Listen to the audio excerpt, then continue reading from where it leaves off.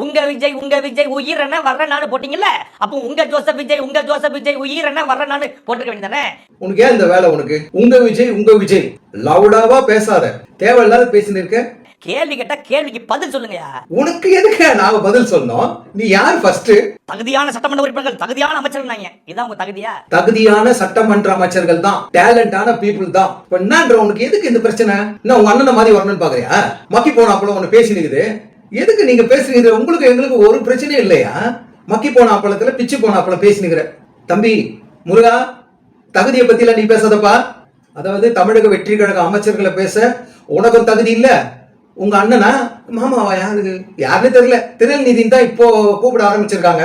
இதுல வேற நீ சிதற விட்ட சீமான்னு டேக்லைன் வேற உனக்கு போட்டு வச்சுக்கிறாங்க. இதெல்லாம் வெக்கமா இல்ல உனக்கு? ஏன் சிஎம் ஷூவையே வந்து நக்கி நிக்கிற நீ? நீயும் நக்கி நிக்கிற, உங்க திருநிதி அண்ணனும் நக்கி நிக்கிறாரு. நக்கிறதுக்கு வேற கிடையிலையா? போன 5 கால ஆண்டுல அவங்கள நக்கிந்தீங்க.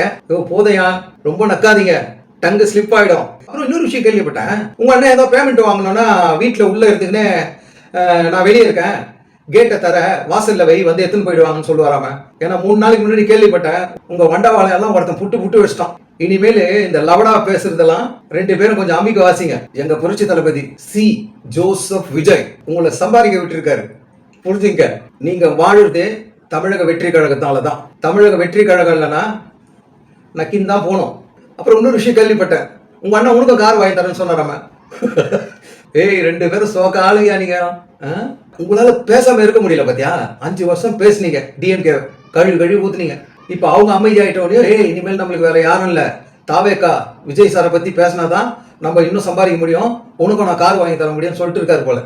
ஆனா வந்து தமிழக வெற்றி கழகம் மினிஸ்டர்களையும் மூத்த தலைவர்களையும் சிஎம் பத்தி அவதூறு பேசாத, தப்பா பேசாத, தப்பா ஆயிடுவடி. நான் சொல்ல, தமிழ்நாட்டு மக்கள் எல்லாம் உங்க 2 பேர் மேல செம்ம காண்டில் இருக்கிறாங்க. மெயினா லேடிஸ் தான் உங்க மேல காண்டில் இருக்கிறாங்க.